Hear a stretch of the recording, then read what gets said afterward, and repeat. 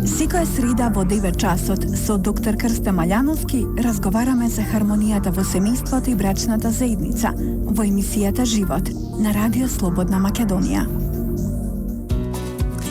Добро утро, ново издание на Живот на фреквенциите на Радио Слободна Македонија со доктор Крсте Маљановски, советник на председателот на владата за труд и социјална политика. Добро дојдовте, доктор Маљановски. Добро утро. Во уште едно ново издание. Денешната наша тема е аутизам. Дали познавате луѓе со аутизам, каков е нивниот однос кон околината и обратно, кои се нивните посебни потреби? За нашите слушатели телефонот е отворен 31 31 332 или може да ни пишуваат на живот@rama.mak. Доктор Маљановски, каква е состојбата и како се грижи нашата држава за децата со аутизам?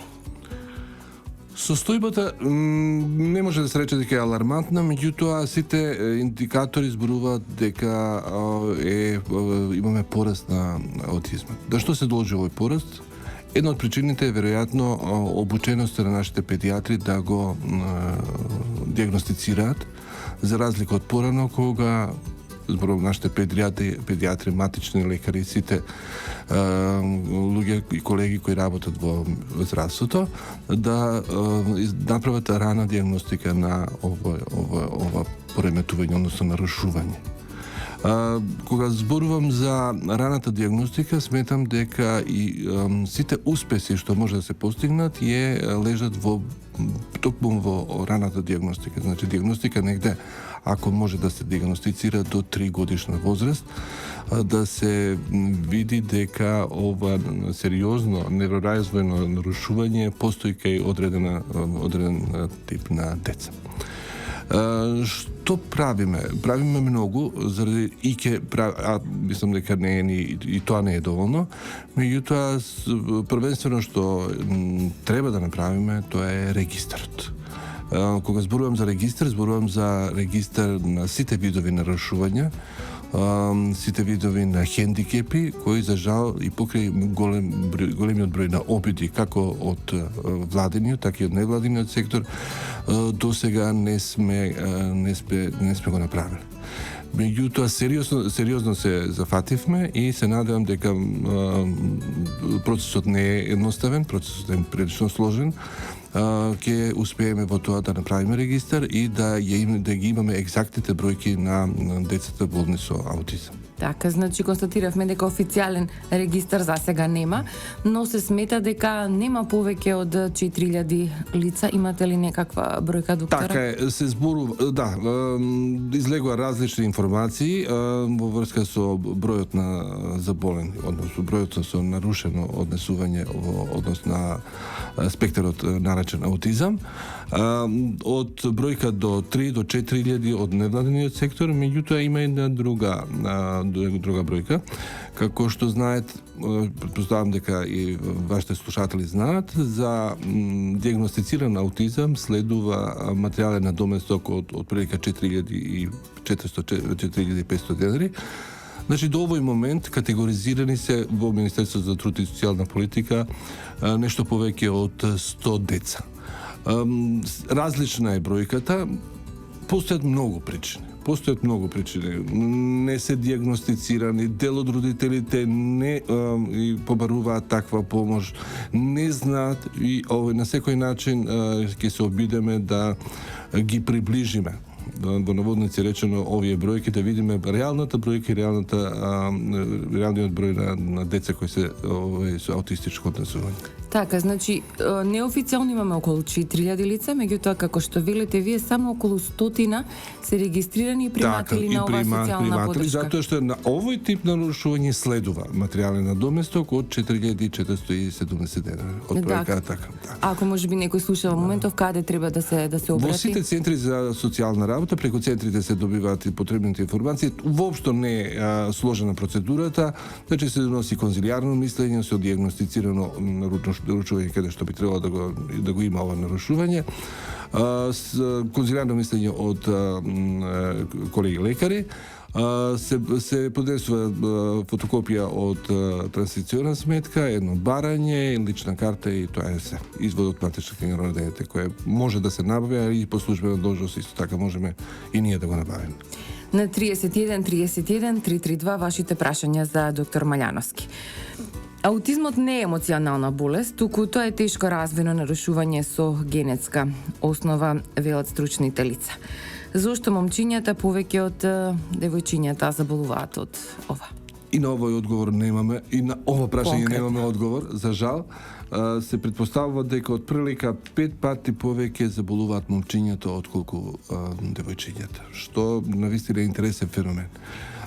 Околу бројката ја би се навратил дека по некои светски истражувања од прилика 3 до 6 деца на популација од 1000 луѓе заболуваат, односно го имаат ова нарушување. Што е реално голема бројка, мислам навистина, што за разлика од порано, кога се сметало дека е занемарлива бројката, веќе оваа бројка го надминува Дауновиот синдром. Значи, каде што имаме 2 нарушувања од прилика на 1000 луѓе популација, сега имаме значи од 3 до 6 нарушувања од типот на аутизам на популација од 1000 луѓе. Минатата година, значи пред околу година и пол од прилика, беше отворен првиот центар, така, за деца болни од аутизам. И кажете ми што се содржи таму и дали веќе има зачестен број на дечиња што го посетуваат? Значи, дневниот центар го отворивме минатата година, 2014-та. Тој се наоѓа во Скопје Север, во рамки на една институција од областа на социјалната заштита. Во него работат стручни луѓе кои се од областа на општествените науки, односно доминираат дефектолози. Во овој момент сите колеги, односно сите одбрани колеги, дефектолози, психолози, педагози кои во иднина ќе работат на оваа проблематика се обучуваат. Покрај овој дневен центар во Бутел, значи го имаме и отворен и дневниот центар во Штип, и во многу брзо време ќе биде отворен уште еден дневен центар на територијата на Република Македонија. Сето тоа е врзано, пак да кажеме, со бројката. Наистина, нема смисла да се отвораат дневни центри ако немаме, за среќа ако немаме, меѓутоа ќе се отворат ако бројките покажуваат податоци дека во одредени градови има и деца со аутизам. Постојат 2 вида на аутизам, доктора, кои се тие? Значи го имаме примарниот аутизам и регресивната форма на аутизам. Примарниот аутизам се деца кои се раѓаат со овој спектар на сериозни развојни нарушувања, додека развојниот аутизам го имаме во подоцнешната возраст на децата, помеѓу 10 до 13 години, каде што се појавуваат симптомите на ова нарушување. Сакате да кажете дека до 10-13 година може воопшто да не се забележи? Да не се забележи и после тоа се појавуваат одредени симптоми на различни, на неколку полиња, кои што преку кои може да се диагностицира аутизмот. Во изминативе неколку години аутизмот многу почесто почна да се споменува како болест, што наводно, еве ова да го демистифицираме, што наводно е предизвикан од вакцината позната како МРП, како е веќе, против морбили, заушки и рубеола. Меѓутоа, некои други, значи надворешни светски истражувања велат дека не е воопшто така. Сакам ваше мислење. Мислам дека нема екзактни научни истражувања кои би потврдиле дека една од причините за појавата на аутизмот се вакцинирањето. Свесни сме и за кампањите што се воде кај нас од разни лица, невладини организации. Дури имаше и поединци во институциите на системот кои го потврдуваат тоа. Меѓутоа, дефинитивно, од врвните научни центри во светот нема екзактна потврда дека вакцината е причина за појавата на аутизма. Ние и денеска дефинитивно исто така можам слободно да кажам дека немаме податок за тоа што го предизвикува аутизмот. Предпоставките се одат во два смера. дека тоа се надврешните фактори, односно загадувањето, односно промените, климатските промени, како во водата, така и во хемисферата, така исто така може да се рече и внатрешни, односно човечкиот фактор, односно во фазата на носење на детенцето, односно во фазата на бременоста, ако мајката пуши, пие, конзумира наркотични средства и е исто така подложена на некакви инфекции, дека постои голем ризик да се појави аутизмот. Исто така се спомна во научната литература дека некоја состојка, јас прочитав во холандската литература, дека некоја состојка на млекото, независно дали е природно или вештачко, е причина за појавата на аутизмот. Меѓутоа, до овој момент нема екзактен одговор што е причината за појавата на аутизмот. Затоа што има еден услов, значи детето не може да се запише во прво одделение ако не ја прими оваа вакцина, па можете ли вие да ги охрабрите барем според вас, нашите слушатели, родителите, дека тоа не е вистинскиот причините? Така. Навистина, значи, уште еднаш ќе би сакал да повторам, немаме екзактен доказ дека причина за појавата на аутизмот е вакцината. Јас во оваа прилика ги охрабрам сите родители да веројатно ќе има некој индивидуален случај, меѓутоа веројатно со некакви последици од приемот на вакцината, кај што веројатно е нормално по законот за веројатноста. Меѓутоа во принцип да слободно ги вакцинираат своите деца и да овие деца и сите други деца бидат вклучени во нормалните процеси на образованието. Да. Јас би сакал да во оваа прилика исто така напоменам дека се прават огромни напори Министерството за образование да социјалната инклузија, исто така и Министерството за труд и социјална политика, почнувајќи од градинките, да овие деца имаат слободен пристап во градинките, што беше причина за досегашни некакви коментари. Да, веднаш ќе се вратиме, нели, повторно со ова прашање, односно одговор. Сега ќе направиме кратка пауза. Секоја среда во 9 часот со доктор Крстен Маљановски разговараме за хармонијата во семејството и брачната заедница во емисијата Живот на Радио Слободна Македонија. Во денешното издание на Живот со доктор Маљановски, нашата тема е аутизам и состојбата со ова нарушување во нашата земја. По повод Светскиот ден за борба против аутизмот минатата година, првиот човек на Обединетите нации, Бан Ки Мун, повика на образование, вработување и интеграција на сите луѓе со аутизам. Тој нагласи дека аутизмот е доживотна попреченост, која најчесто се манифестира во првите 3 години од животот. Доктор Маљановски, да се навратиме на вашиот одговор околу социјалната инклузија во нашата земја на овие деца. Најпред би сакал да истакнам дека сме презадоволни од на кој начин веќе тече социјалната инклузија. За разлика од пред неколку години, кога беше несекојдневно, имаше отпор од како од родителите во градинките, така и во школите, од останатите родители кои ќе видат дете со церебрална парализа, дете с кое има некаков хендикеп и дете со аутизам, полека почнува да се развива човековата свест дека тие се дел од нас, тие живеат со нас и тие и понатака ќе продолжат да живеат и дека е необходно како социјалното згрижување во градинките, исто така и нивното образование за понатамошно образование. Така да секоја градинка е должна да по своите редови да ги има децата со хендикеп, меѓу другите и децата со аутизам. Секоја основно училиште а понатака и средно училиште се должни да ги прифатат овие деца. Свесни сме дека процесот е многу сложен.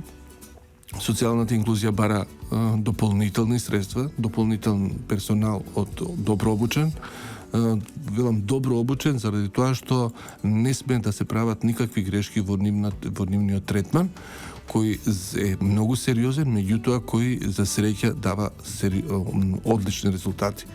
Од тие причини владата одобри вработување на дефектолози кои и се исто така во фазата на обука. Не се многу, меѓутоа сигурни сме дека овој процес ќе продолжи, како што и самиот збор кажува процес, дека дополнително ќе бидат и уште вработени, како во градинките, така и во училиштата.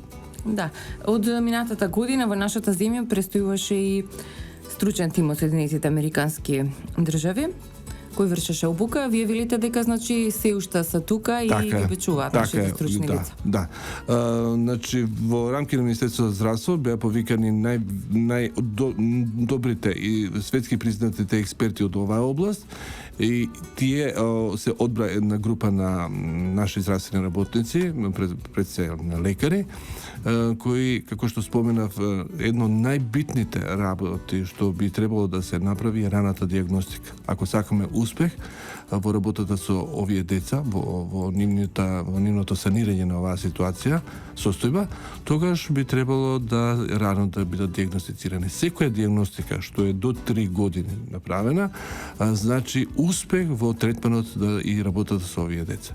Од тие причини, свесни за состојбите во кои се наоѓа нашата држава во однос на аутизмот, од Министерството, од владата и од Министерството за здравство повика експерти од Америка кои ги обучуваат како здравствените работници. Таа обука веќе почнува да се симнува и малку подолу на скалилото, така и вработените во образованието, Министерството за труд и социјална политика, односно луѓето кои ќе работат во дневните центри специализирано наменети за децата со аутизам.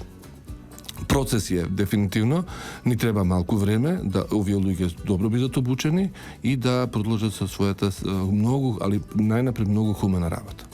Би истакнал.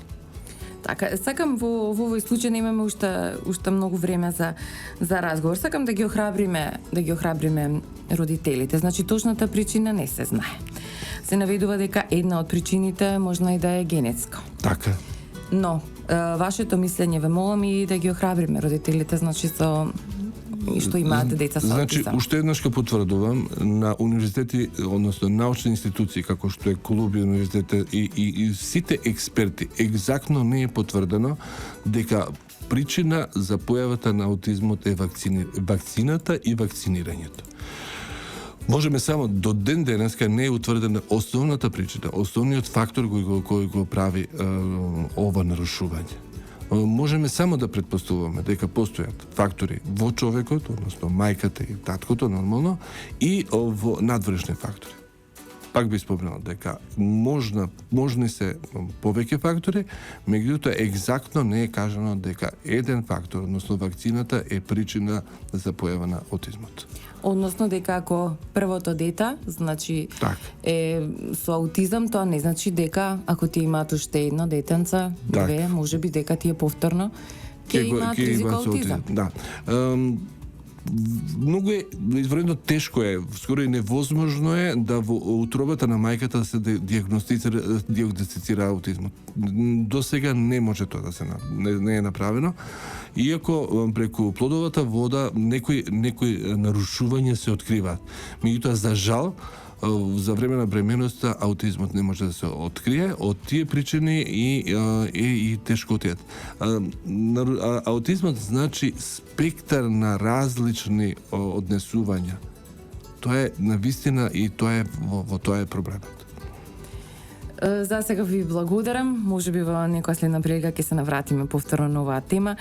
За жал, за крај ќе заокружиме вака дека во многу земји во светот лицата со аутизам се уште се соочуваат со дискриминација и исклученост, дури и онаму каде што нивните права се заштитени со закон, тие често мораат да се борат за да дојдат до основни услуги. За среќа во нашата држава не е така. Ви благодарам што и денеска бевте дел од живот. Тука завршува нашето денешно издание на фреквенциите на Радио Слободна Македонија. Бевме заедно, уредник и водител Рашила Гинова Карафиловски, датум на емитување 16 декември, техничка реализација Далибор Зафировски, продукција Радио Слободна Македонија.